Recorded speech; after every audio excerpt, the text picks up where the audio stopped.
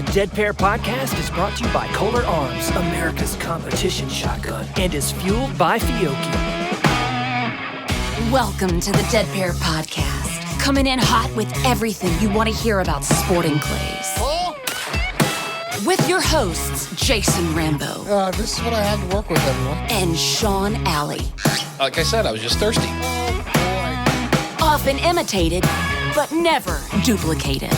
It's the Dead Pair Podcast. It's showtime. Welcome back, everyone. What's up there, Mr. Sean Alley? Jason, doing well. Like I said, gosh, I just can't believe how quickly this year is flying by, man. The seasons are coming upon us. It's fall here. Leaves are changing, all that fun stuff, man. It's crazy how fast this year's flown by. I know it. It's getting into the prime of shooting season. Speaking of shooting season, we have none other than President of the NSSF, Mr. Joe Bartozzi, with us. What's up, Joe? Hey, Jason. How are you? It's great to be here. Thank you. Yeah, Joe, I tell you what, it's been, a little over a year since we've had you on last time, and you were full of all kinds of great information and updates as far as like what's going on in the shooting sports. And sounds like you've got some new numbers and new figures for us to discuss, and we're anxious to hear from you. Yeah, Sean, we did conduct our ownership and participation, shooting participation survey in 24, and the data is in, and I'm digesting it as we go. It's 108 pages of data, but yeah, we have a lot of cool stuff to talk about, I think. Well, just a refresher to everybody, in case you're new to the program or you missed it, back on episode 163, which was April of 24, last year, we had Joe on, and we kind of dove in depth what exactly the NSSF, which is the National Shooting Sports Foundation, what exactly they do and what exactly Joe does. Joe is the president, but I encourage everybody to go back and listen to that episode because we really dove deep into that, and we're actually going to dive deep into some of the new programs that Joe and everybody at the NSSF has. But the reason for getting Joe back on for this episode is they conduct a survey. It's every 2 years, is it, Joe? Is that, or about That's every correct. year? Okay. About every 2 years. And you have the latest results from last year, from 2024, right? Right. Yep. So, interesting little piece of information here. Joe, the last time you were with us, the survey was conducted at the end of 2022. And you said that 24.1 million people broke a clay target in that year, and of which 15.3 million identified as sporting clay shooters. Yep. Now, I'm anxious to hear this new survey because you were just telling us off air that not only do you survey for the shotgun sports, all the clay target, trap, skeet, sporting, but you also do like pistol, rifle, long range rifle shooting, 3-gun shooting. You got all kinds of information. So I'm going to stop flapping my gums. We want to hear from you. We want to hear what this survey is all about. Sure. Well, like I said, this particular survey was done to get a sense of who, what, where, why, how people are engaging in the shooting sports. So we do a nationwide, we partner with an actual survey company that does this in very scientific fashion across all 50 states, and they gather data on, who's shooting, how many people, what disciplines, how often, all those types of things. And we take this and we use this information to kind of help inform our members. Now, our members, as your audience may recall, is that they're not consumer members per se, but they are manufacturers, retailers of firearms, ammunition manufacturers and retailers. So it helps to give them a sense of what the market is doing, what is happening in the market, and how they can then react to their customer base based upon this information. So among other surveys we do, this one is kind of the deepest dive in terms of, the demographics, what sports they're participating in when they go shooting, how many of them are hunters as well as shooters, target shooters. So that's basically, again, it's 108 pages of all sorts of facts and figures. And, I'm here to try and help shed some light on what we're seeing in the various disciplines. Awesome. So let's, because we live in our own little sporting clay world here, let's jump right to that. Where are we at from that 24.1 million broke a clay target in general? Where are you at for 2024 survey?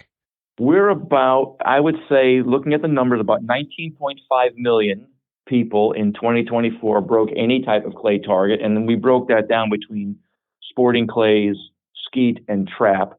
So we have those numbers broken out. But and also I should say 21 million. Yeah, 19.5 million.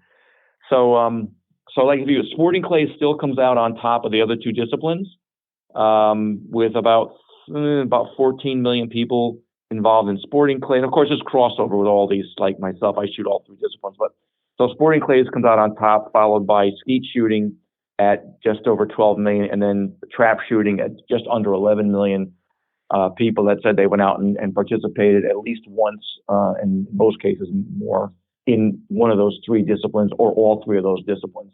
So again, very healthy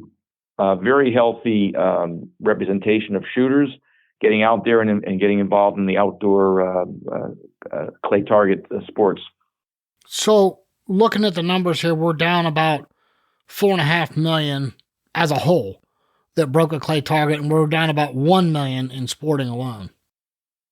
Right, and that is pretty consistent with what we're seeing in these results. The kind of the surprising thing to us a little bit was that even though there are more gun owners in the country today, and certainly in 2024, than there were in any year prior, we saw the participation across all lines decrease, except for one, by the way. The only discipline that actually increased ever so slightly was 3-gun shooting, which is not a huge number of the overall participation group. It's a relatively small number, but that one ticked up when all the others were down, by fractions of a percentage, et cetera, et cetera.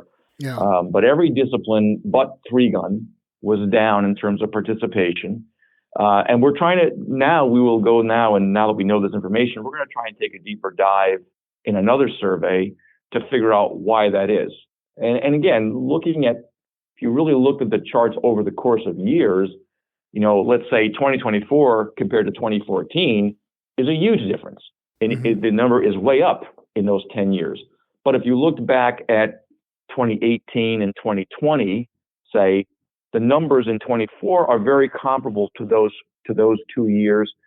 2022 being what I would say, at least based on this data, maybe a little bit of an anomaly where it went so high so quickly that maybe it's normalizing to some degree. Mm-hmm. And of course, you got to remember, that those years, 2020 to 2022, saw not only a global pandemic, but an election year for president and a widespread civil unrest occurring across the country, which we know, based upon other parts of this survey, drove people to buy firearms, and particularly handguns, for self-defense. So a lot of that was inflated based on the times and what was occurring.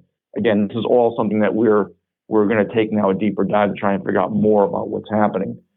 Well, just to theorize, and I don't want to go down a rabbit hole here with this because that's not who we are, but do you think a lot of it is politically driven? Well, we know from previous surveys that every 4 years, every year there's a presidential election, gun buying goes up. That's been the way it is. And I've been in the industry for near 40 years, and that's always been the way it is. So there's always that little bump. Yeah. But I think when you put on top of that, people were concerned for their safety. And there's no question. We see this survey. What are they buying most of all? Subcompact handguns. Right. Why are they buying? Why are they going to the range? Self-defense. This comes out on top of this survey. It's all over the place here. People were concerned about that. So politics definitely play into this. People feel unsafe. They go get trained. They get their pistol permit, or they go buy a handgun, and they go to the range and they practice to be proficient. And then that also drives participation on a lot of these surveys we've seen. Well, see, that's why I was asking, because I know the sales would increase based on who the president is, or especially during an election year. But the fact that our participation is down is why I'm kind of scratching my head a little bit. See, it's weird, Joe, because we live in, like I said, we live in our own little sporting clay world sometimes, and like the Nationals this year, It's the greatest participation. It increases every year, the amount of participants there. And it's another record-breaking year. And we see regionals getting bigger and bigger and state shoots getting bigger and bigger. And it's like, wait a minute, you're telling me participation's down. So that's why I'm trying to figure out. I know that sales will increase and decrease based on the political climate. But what do you think, just theorizing, I know you say you're going to survey and dive deeper into it, just your opinion, there's no right or wrong answer. What do you think maybe pulled down some of that participation in the shooting sports? Well, my initial thought was that if you look at, so for example, take sporting clays. Our survey for 2024 indicates that between 2022 and 24, 0.7% decrease in sporting clays participation. I mean, that's not a huge change. No. And may well be within the margin of error. But we're looking at a nationwide survey. Who knows? Could it be weather related? Could it be that people are really getting out there, or really were getting out there with their handguns to practice much more in 22?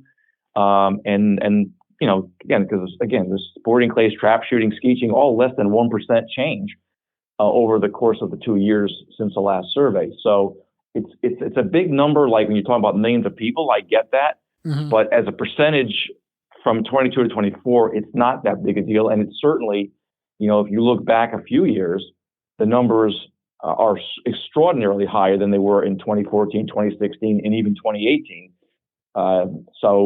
So again, the trend line, it may have flattened a little bit here, but I don't think it's an indictment or anything like that. And in fact, as you know better than I do, scholastic clay target leagues are like the fastest growing high school sport in the country.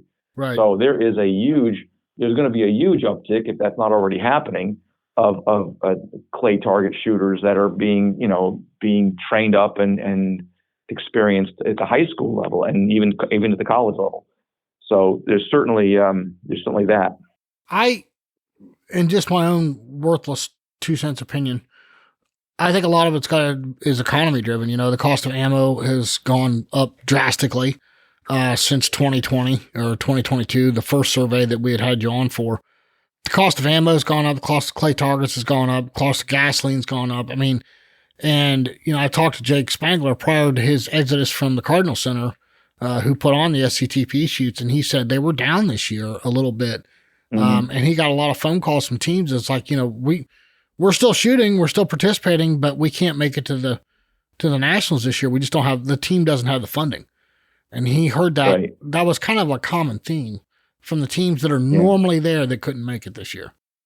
Well, I mean, that certainly is one of the things that we're going to be exploring to see how much of an impact that had. But, I mean, look, you know, the economy touches every single activity, whether it's going to a ball game with your family or going out to the range, and buying a case of ammo or something. So there's certainly that. Again, I've got, everyone has theories, and we're still trying to unpack what we're seeing here. Gotcha. And that was actually the direction I was going to go. I really think, economy, and again, it's just my opinion, a couple factors maybe just to think about, COVID, people were kind of stuck in their homes.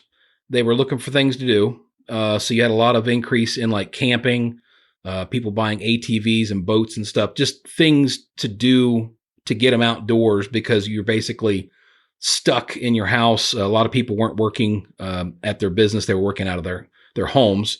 So you kind of contribute, maybe a little bit of that would have been like people just wanting to get out and do something across the board from an outdoor standpoint. But once that kind of got back a little bit normalized, maybe, that might have people back in work, back doing their regular routine. Maybe they didn't have the free time, or maybe they didn't have the desire as much to get out. Maybe that had something to do with it, possibly. Well, there's no question about it. And if you look at a lot of companies have gone back to no more remote work. Mm-hmm. You're going to come in, you're going to drive to the office 5 days a week or whatever. So that impacts this. And again, seeing numbers that now resemble more like 2018 and 2020 than they did 22, that certainly, those are all factors that without question, each have their own component of how it drove those numbers down to where we see them.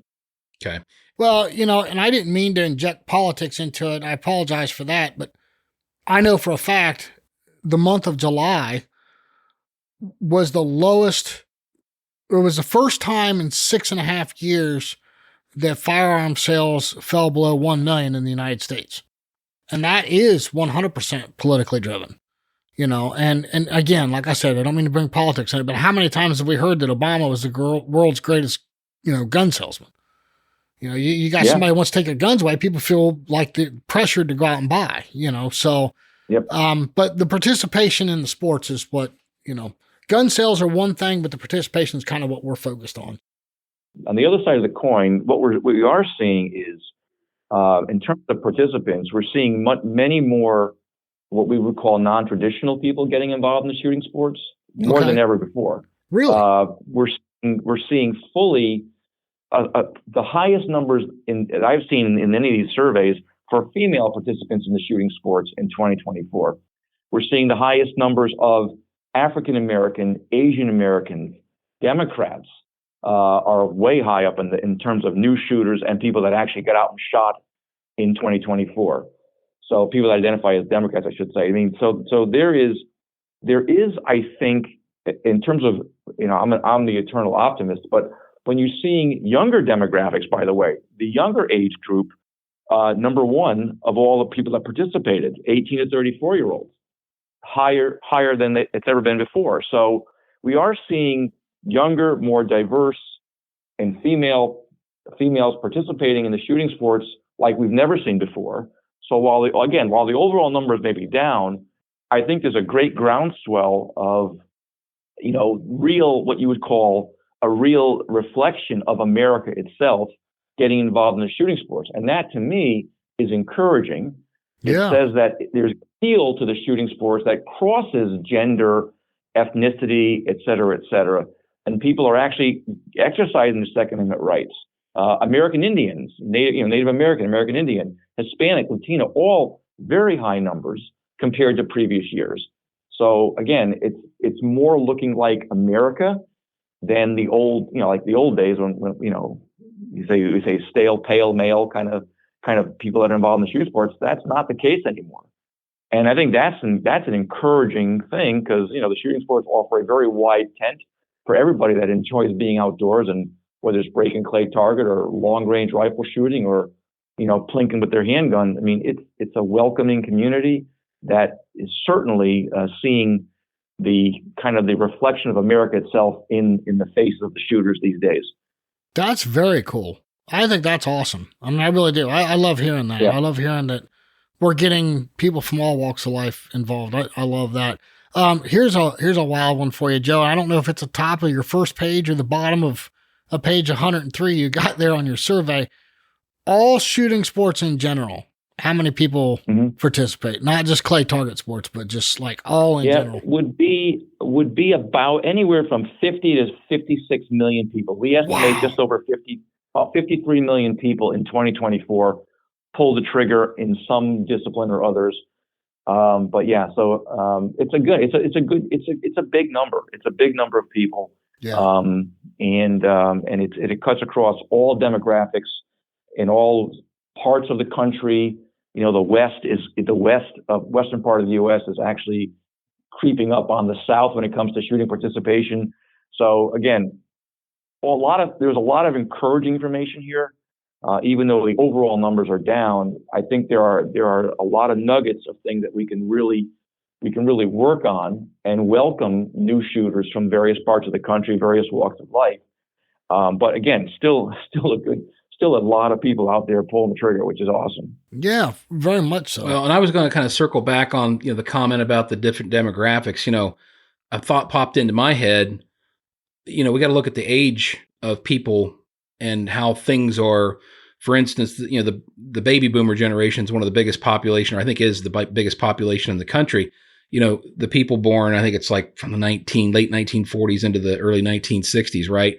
My dad's one of them, and he's currently 74. So if you have that generation, which has more people in it than any other generation since, as those guys and gals age, Jason, I see it. There's a lot of older people that shoot that eventually maybe they can't get around as much. Maybe they can't drive as much.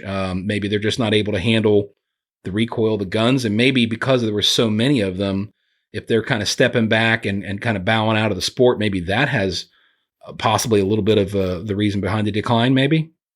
Well, yeah, I mean, that's certainly part of it. Like I said, we see the 18 to 34-year-old group being as the top age group for participation, followed by the 35 to 54-year-old group, with the 55 or older coming up third in that basically that pie chart. Which of course you're right. I mean, people are aging out of the sport, and a lot of those baby boomers were avid shooters, especially in the rural parts of the country. We see that right in the survey very clearly. But they do age out, and as you get older, you do become a little bit more recoil shy. I was actually I took my 28 gauge out to the skeet range this weekend, and I hadn't shot it in a while, and it's like, wow, this is really pleasant. So, light recoiling, nice pointing little shotgun. So, and even though I'm not ready to age out, it's still nice to have a variety and not get too beat up when you're on the range for a while. And do you guys also coincide that like with the hunting side of things, Joe, like as far as participation in that as well? I mean, that all comes into your study? Yeah, generally speaking, the study was about sport shooting or target shooting, but we do know, for example, 68% of the people that hunted in 24 also went target shooting. Okay. So there's a lot of crossover between hunters and shooters. And some of that could be people just going and sighting in their rifle, I suppose. But I know most of the people that I know that I hunt with are also avid target shooters in one discipline or another. So I'm not surprised to see this, but it's a big number. It's by far the largest group that is hunters that were also participated in the shooting sports in 2024. Well, and where I was going with that is like we've kind of seen overall, just as time progresses, fewer and fewer younger people are getting into hunting than they used to. I mean, when Jason and I, were younger, we went out rabbit hunting and deer hunting and all that stuff, and then that kind of led us to a crossover of, hey, let's go. We can also go shoot guns at targets, So I'm just wondering how much that affects, because you don't see, 20, 30, 40 years ago, you saw, guys in orange out every deer season. And nowadays, I mean, you see them out, but you just don't see them in the numbers. And with those guys and gals participating in hunting, and if they're looking for something else to do, if those numbers are declining, it almost kind of makes sense that, they're not going to carry over into the target shooting side of things because there's less of them, right?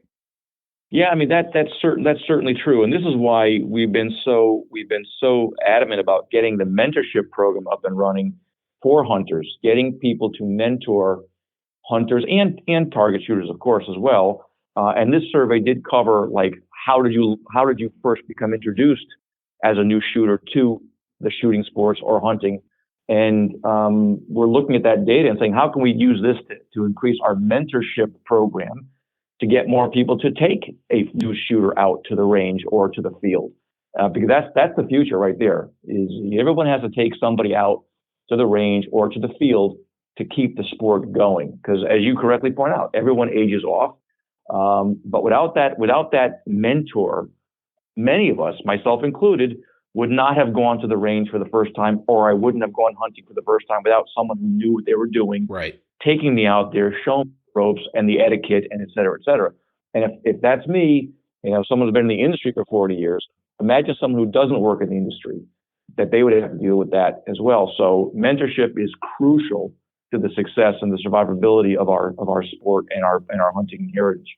Well, and Joe, you and I had a conversation here last week about this, and I'm stealing this from another sport. They had a video out, was talking about, why isn't our sport the biggest? And, and this is where I'm going to steal it from. The guy said the number one most watched sport in the world is soccer. And you think about soccer for a minute, it's a very easy, very simplistic sport. Okay. You need two people in a field and a ball, and now you have yourself a game, right? Like the rules are simple. Everybody played soccer in gym class or maybe in high school or whatever. Everybody's played soccer at some point. Football, basketball, baseball, all those sports, they all played them in some fashion, whether it was in gym class in school or through school sports or whatever. So that stuff is why it's the most watched. Now, NASCAR, anybody over the age of 16 knows what it's like to drive a car 75 miles an hour down the freeway. They can't relate to going 200 miles an hour in a corner, but there's some kind of a like, wow, I can only imagine what that would be like, right? With shooting sports, it's the most least watched. Only the people that are watching are people that participate in it. So why? Because it's not relatable. Like, you're not going to get just Joe Blow public flipping through the channels and sit and watch a shooting, some kind of a tournament, right? Mm-hmm. And that's where it goes back to, it's going to come back to us. Okay, we can't rely on the governing body like the NFL, for example, to expand the sport. We can't rely on the NSCA and the NSSF. You guys are doing, everything you can. And even us as a podcast, we're doing everything we can to get people out shooting. You do have the First Shots program and the Plus One program. And I know the NSCA has partnered with you guys on the First Shots program. Can you explain those two programs and the outreach that you're trying to do with the NSSF?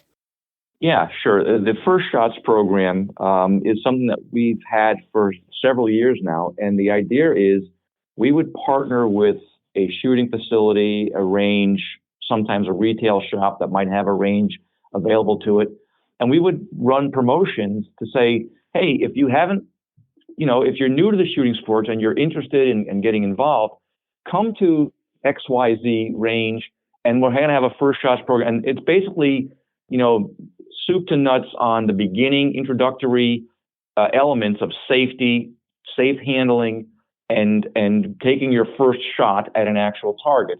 And of course, now we've taken to the point where it's on social media. We've gamified it. So there's all sorts of targets and we invite people to post that. But we provide eye protection. We provide ear protection. We even provide a coupon so that the next time these new students want to come back and try it again, they can redeem the coupon to get either purchase goods or purchase range time at this particular participating range. And we do this all over the country.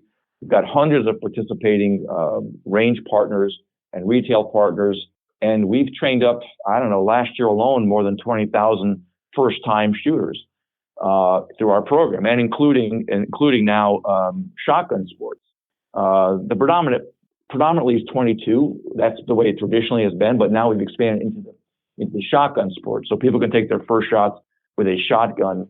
And again, the same thing: eyes and ears, rules, etiquette, the whole 9 yards. We teach them to take their first shots.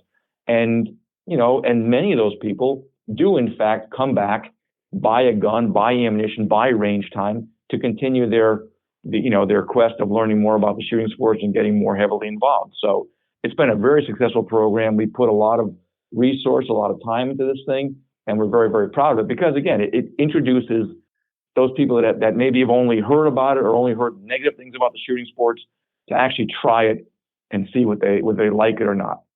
And then the Plus One program that you mentioned, that is our mentorship program, where we go out and we partner with thousands of people around the country to be a mentor, to take someone out to the range, take them out to the field for the first time, get them introduced, show them what it's like to be a safe and responsible target shooter or a safe and responsible hunter.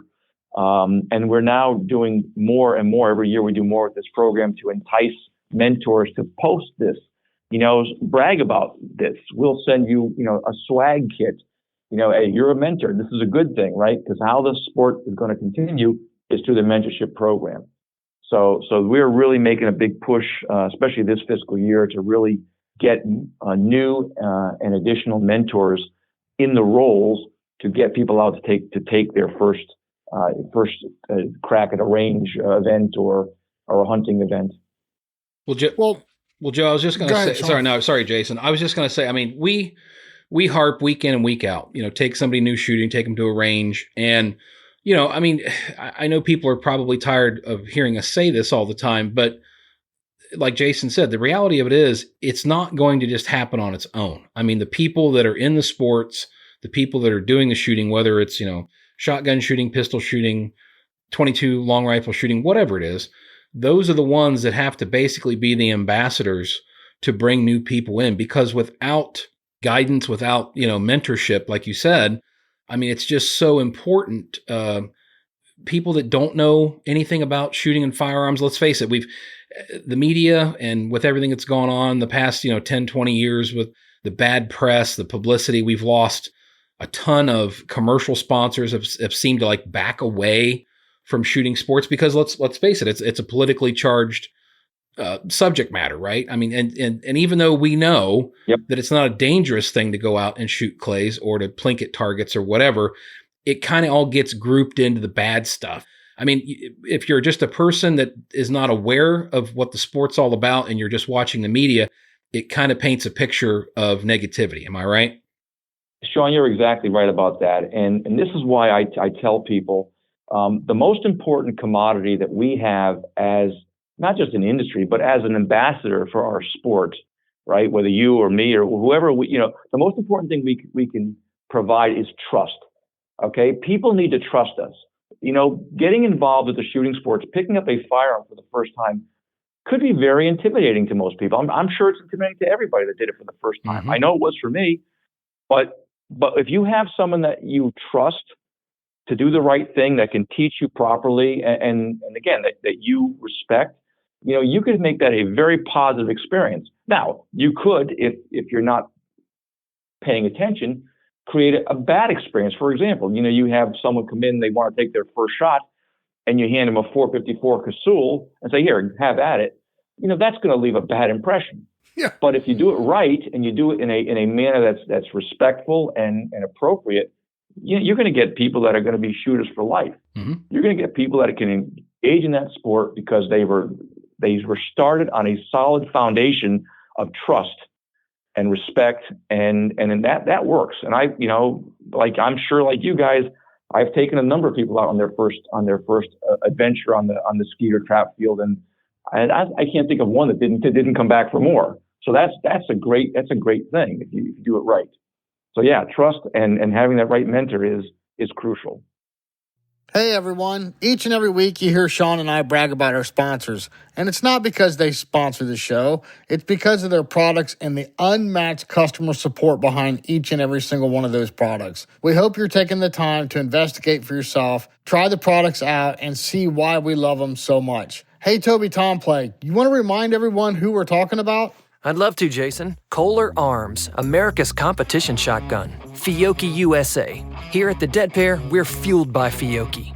Ranger Performance Eyewear. See it further, see it faster, see it clearer with Ranger. Atlas Traps, America's finest clay target equipment. Rhino Chokes. For deadly patterns and knockdown power, choose Rhino. Long Range, the industry standard for trap release and target management systems. Taconic Distillery. After the tournament is over, it's time for one more shot with Taconic Distillery. Score Chaser, your shoots simplified. Clay Range Design Works, your one-stop shop for all your clay target needs. And now, back to the show.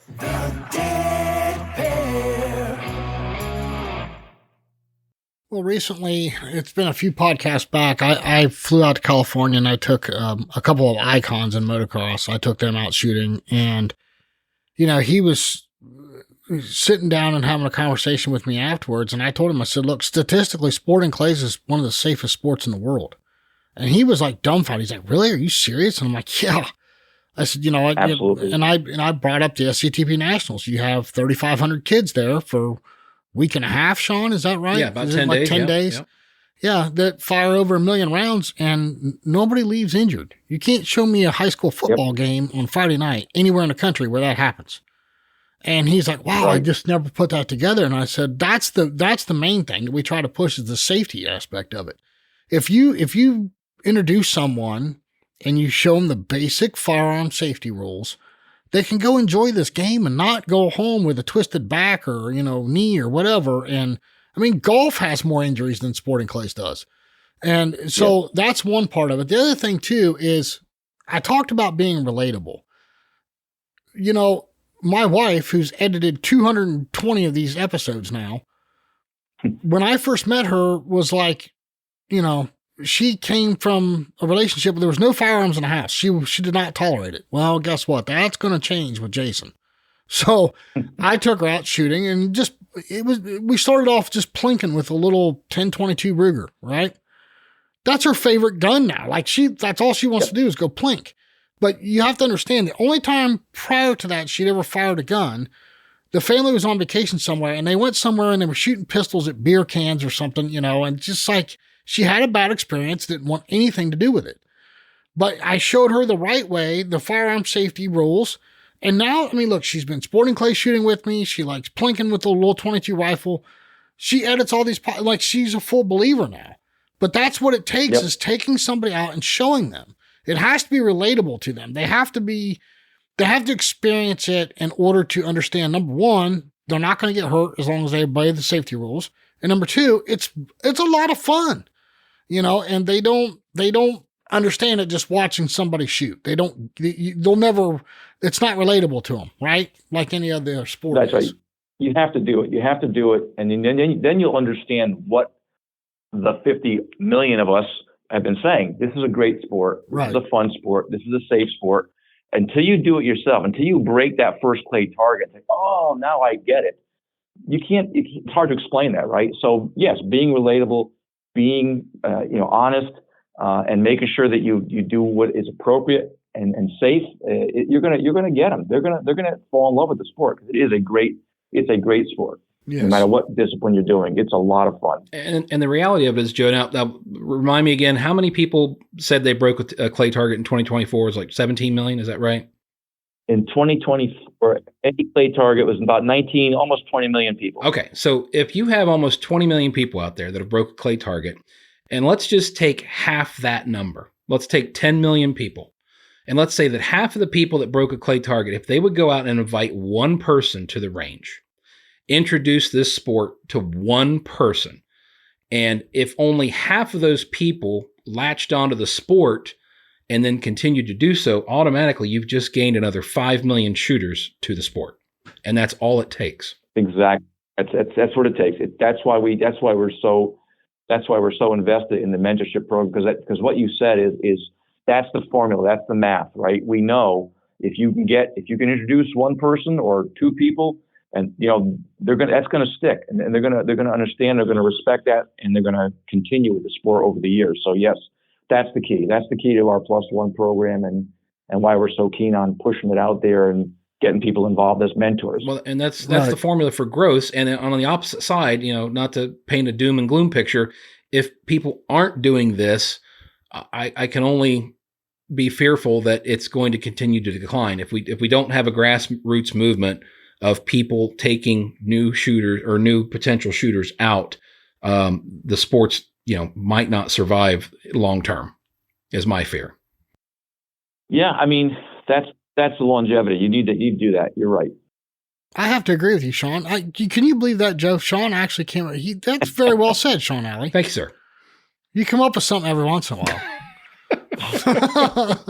I got to record this. I'm glad this is recorded, because now I got proof. Jason gave me a compliment. Look at that.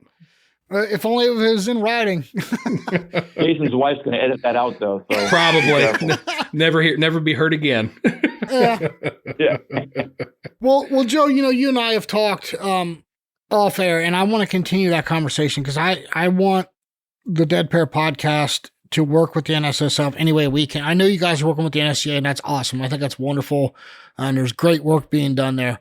I want to further that, right? Like I feel like it's never enough, like never satisfied type thing, and I want to help out, and I want to do everything that we can on our end. So we'll continue our discussions off air, and I want to come up with another program, right? Like, let's do something else. Let's try another avenue. If it doesn't work, we'll change it. We'll fix it. We'll make it better. But I want to keep growing. I want to keep pushing. This is what I'm passionate about. I mean, look, Sean and I get ridiculed enough. It's hard to believe we've made it 5 years on a podcast, but there's also, this thing keeps growing. So apparently we're doing something right. But this is what I'm passionate about, and I love it, and I want to help. Let's continue our conversations off air too. You have my word that, I mean, let's continue it. Let's absolutely do something. I'm sure we can. Between your team and mine, we've got creative people, and we'll figure something out. But this is a passion project of ours and mine. And so, yeah, I'm all in. Let's do it. In the meantime, I'm going to go ahead and put a link to the NSSF right down in our podcast description. Is there anything else you want me to put in the description, like quick links that people can click on, Joe? The only other thing I would say is go to NSSFrealsolutions.org.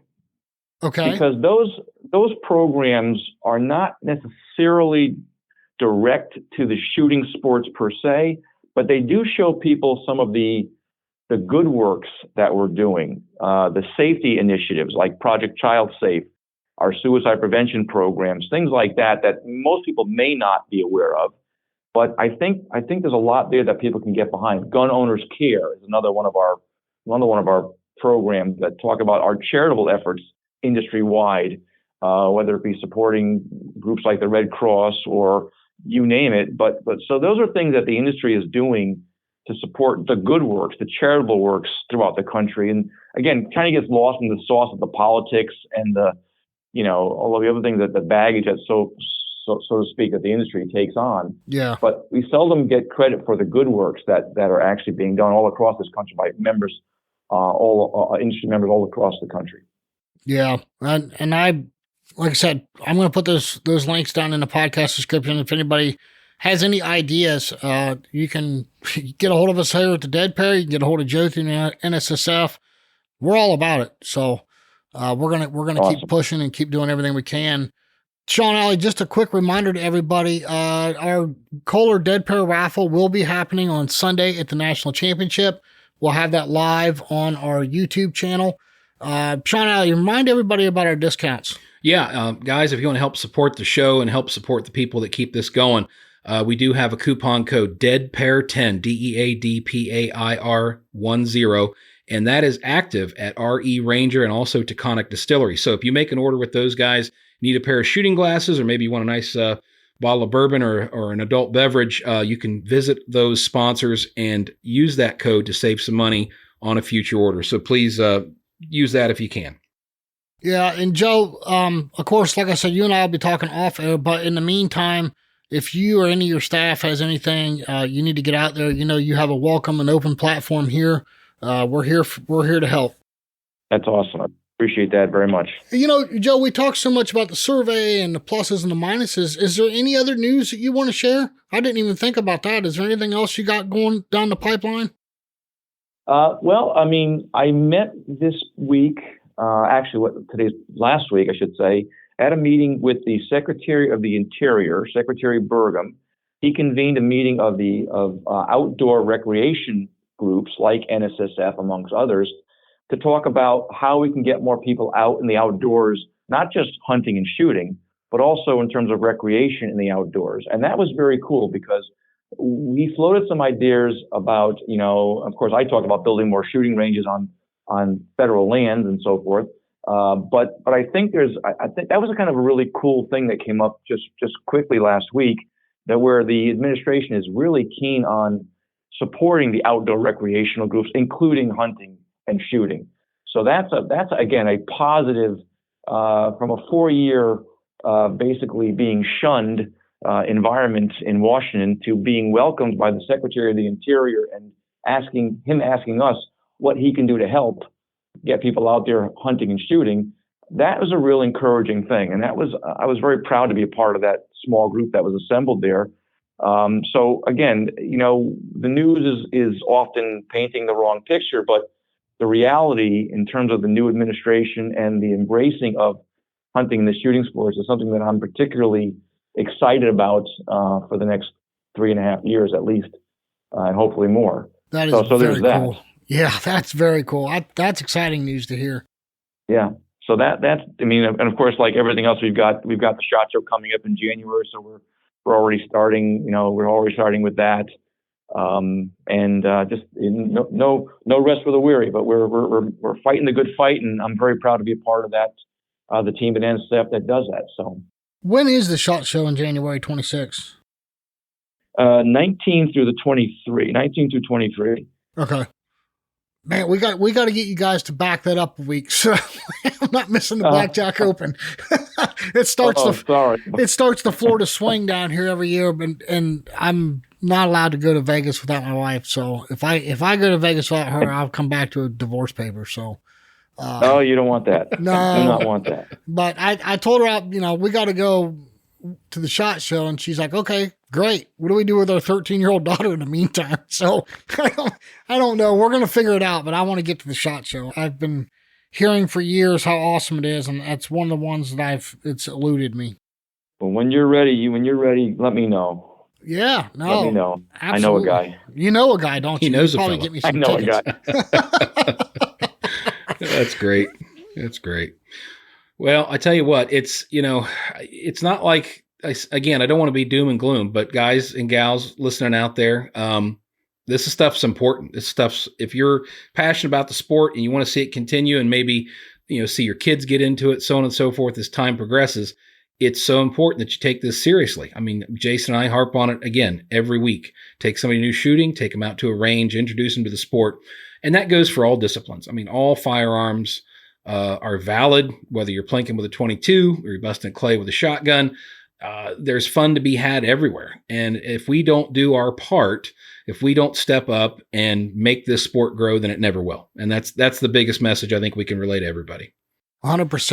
And Sean, you mentioned the 5 million new people, right? That little formula you had for getting there. Yep. And one of the things I don't think people understand is, man, those people are going to buy guns, they're going to buy ammo, they're going to buy memberships to clubs, they're going to take lessons. There's so many, it's like a giant boulder in the center of a little dinky pond if you add 5 million people. And the ripple effects from that are going to help everybody, right? Yep. And I would just add one more thing to that, Jason. What a lot of people don't realize is everybody that goes out trap shooting or sporting clays or even plinking with a 22, the money that is the taxes that go to the excise tax Pittman-Robertson Fund, that helps pay for conservation all over the country. So to me, target shooters are, even if they never go hunting ever, they're contributing to wildlife conservation, habitat restoration, even if they don't know it. That's a big deal. That's billions of dollars that go into, over the course of years, that go into, funding projects throughout every state in the country. So yeah. You're a wildlife, conservation hero if you buy a couple of boxes of shells and go out to the range, because you may not see it, but it's a real thing and has a real tangible effect. So yeah, it is important on so many levels. Absolutely. I agree 100%. Sean, Joe, this has been awesome. Any closing thoughts, Joe? Well, look, first of all, Jason and Sean, thank you so much for having me on. It's always a pleasure to speak with you. I do know we have been in conversation about some new projects. Let's continue those conversations. Yes. My team is ready, willing, and able to do so. And again, I just appreciate you. I appreciate your audience listening to me babble on about stats and figures. But I think it's important. I think it's worth a good conversation. So I appreciate you let me chat about this stuff. Well, it's important we keep an eye on that gauge, and if we can help move the needle in the right direction, that's what we're here for. 100%. 100%. Awesome. Well, guys, this has been awesome. Joe, stay on the phone. We'll talk to you just real quick. But Sean Alley, until next week, my friend. Can't wait to see you all back here on the Dead Pair Podcast. We'll see you next time on the Dead Pair Podcast. The Dead Pair Podcast is brought to you by Kolar Arms, the mark of performance, and is fueled by Fiocchi USA. The Dead Pair theme song was written, arranged, and produced by Toby Tomplay. Special thanks to the following sponsors: Atlas Traps, Ranger Performance Eyewear, Rhino Chokes, Long Range LLC, Taconic Distillery, Score Chaser, and Clay Range Design Works.